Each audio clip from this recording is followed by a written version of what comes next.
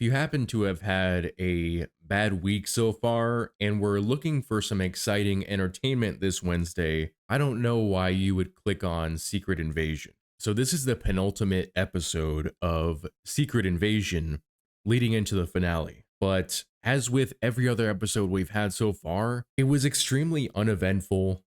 It was boring. Most of the scenes just involve two, maybe more characters on rare occasions talking in a room. You do get a action scene at the end involving Gaia and Priscilla against some other scrolls, which takes place in all of about 20 seconds. Now, in the past, with Disney Plus series, whether it be Marvel or Star Wars, usually the second to last episode, even if the season hasn't been great at that point, usually it leads to a cliffhanger at the end, something compelling to get you to want to stick around for the finale. And even though the finales tend to be fairly disappointing, there's still that feeling of, well, now I have to watch the finale just to see how this clown show of a season has ended, to see if they actually, maybe they put the budget into the finale, maybe they put the good writing into the finale, because that is their last episode. It's their last bit of the story they wrote. Unfortunately, Secret Invasion isn't like that. Basically, what we know we're going to get in the next episode is a one-on-one fight between Nick Fury and Gravik as a Super Skrull. And Nick Fury isn't Nick Fury anymore, but even when he was Nick Fury, he couldn't have taken on a Super Skrull by himself. Unless he's going to go through the Super Skrull changing machine and get powers himself, though I'm not sure how that would work on a human. So the finale is promising to be a very quick and boring fight between the strongest Skrull in existence and an old man with an eye patch. And this whole fight, this whole season, it's all happening just because apparently Gravik wants the quote unquote harvest, which is DNA collected from the Avengers during the aftermath of the Battle of Earth.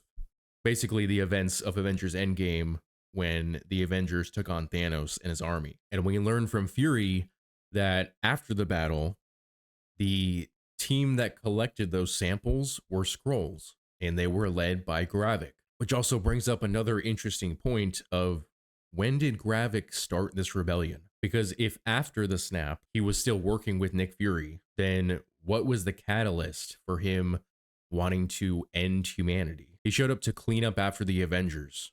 He showed up to clean up after humanity on behalf of Nick Fury. So what set him off? I mean, he's obviously not really fighting for a new Skrullos, because in this episode, he's just killing his people willy-nilly. Granted, they tried to kill him, but I think that's more than warranted given he killed basically his right-hand man, Pagan, who simply questioned whether he actually knew what he's doing. I mean, he basically turned out to be exactly what Talos said he was, which he's just a rampaging murderer. He's not actually fighting for a better world for the Skrulls. He just wants to kill Nick Fury for some reason.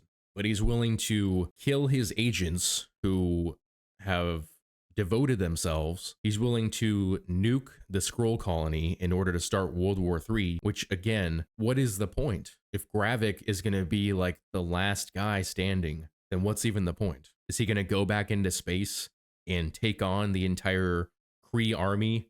I mean, the Kree Empire is made up of hundreds, if not thousands of planets.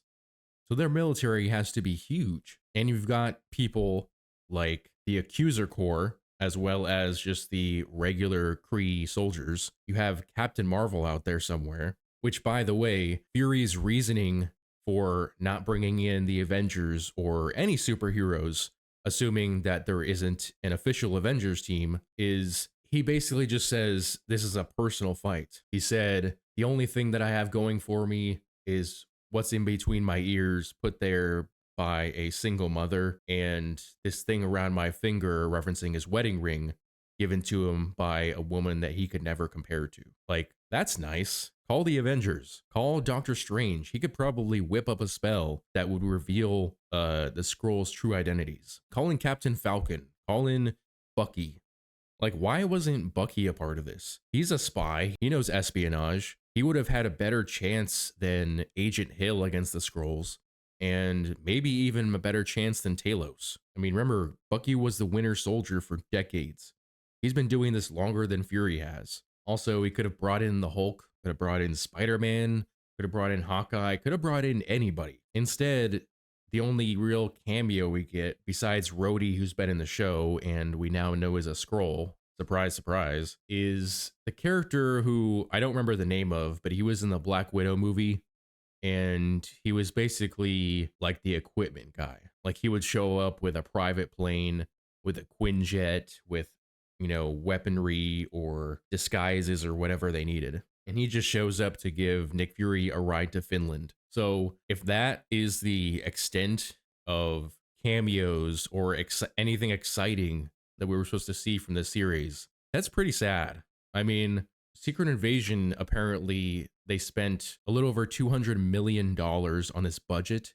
And where did it go? Like I mentioned, nearly every scene in this series, except for maybe like 3 action scenes, just involves people sitting and talking. Where did the money go? You barely even have Skrulls transforming. And when they do, they try to get it in a place or in a position where it kind of happens off screen or behind an object, like that one dude with the cap. Like where's all the money going?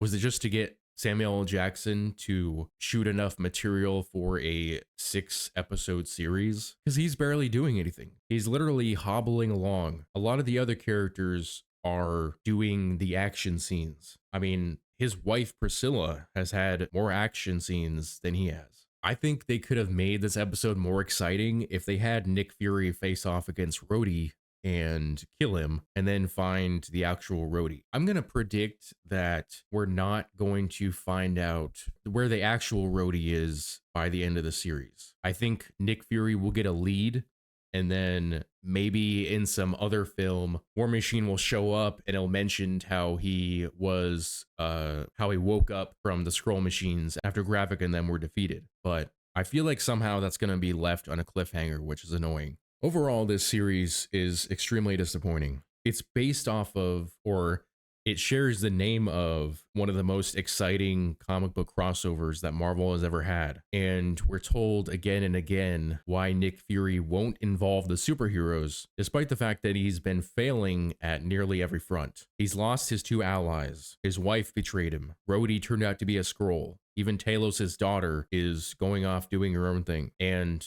this whole thing, it turns out, is his fault because he had Gravik and the other Skrulls collect the Avengers' DNA. And so, again, I think they need to update what Gravik's endgame is, because it doesn't seem to be creating a new Skrull homeworld. He just seems to be killing because he's angry at Fury. I mean, he wiped out most of his special agents, and he's having Rhodey trick the president into firing a missile at Russia at the Skrull compound. Now, I don't believe this is a nuclear missile, so the whole Skrulls being immune to radiation thing doesn't matter. They're going to be hit by a missile and destroyed, and then it'll start World War III. But why would it matter then? The Skrulls will be dead except for Gravik and maybe a few stragglers out there somewhere. I mean, I haven't seen the council members for a couple of episodes. I know Bob Iger is quote unquote disturbed by the writers and actors strike, but honestly, I think it'll probably be good for Disney. I mean, the quality of stuff that Disney has been putting out in the last few years, basically since Disney Plus started with their original content. The Mandalorian was good for 2 seasons, but pretty much everything else has sucked, including Marvel. I think maybe taking a break from those writers, maybe Disney will